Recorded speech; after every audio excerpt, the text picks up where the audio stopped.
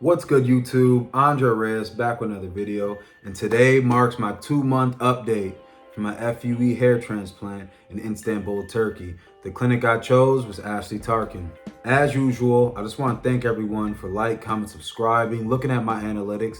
My channel is getting views from 20 plus different countries. So thank you and I appreciate it. If you haven't subscribed, consider subscribing, watching my previous videos where I break down step by step the process of getting a hair transplant at Asli Tarcan.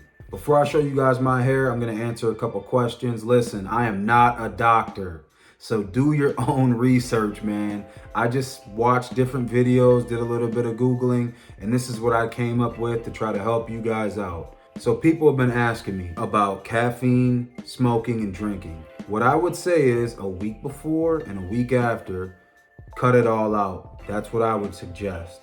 I know there's other channels that say, hey, 3 days for this, 3 days after for that, 4 days, a week, 10 days.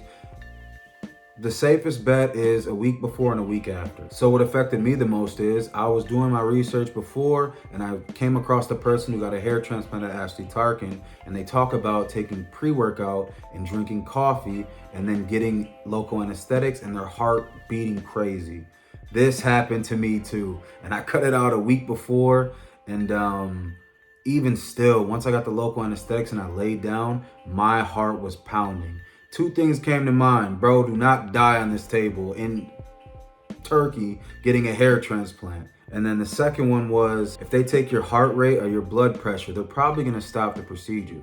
So I kind of got myself together and just started trying to control my breathing, calm myself down. And what seemed like 5 minutes was literally like probably 30 seconds to a minute of my heart beating crazy. As far as smoking, I'm a hookah smoker, so probably 2 weeks before I got my hair transplant, I smoked, and maybe 2 weeks after.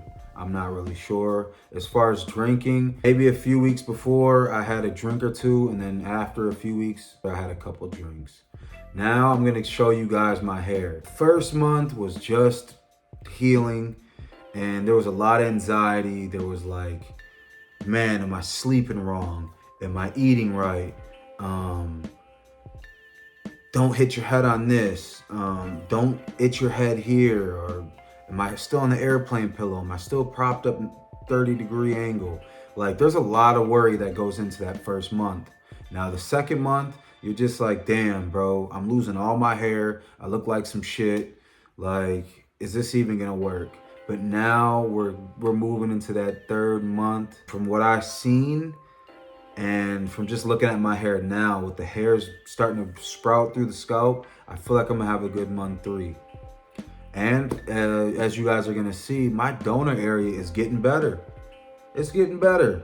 I know a lot of people doubted it. That first video, I even doubted it. My back of my head looked crazy. I'm like, damn, bro, did they leave any hair back there? But I feel like by that 4th and 5th month, I'm gonna look pretty good, hopefully. I just wanna thank everyone for comment, subscribing. If you're on your hair transplant journey, good luck. I wish you the best. Let's get this hair back. Thank you guys for watching. I'll see you guys in my 2.5 month update.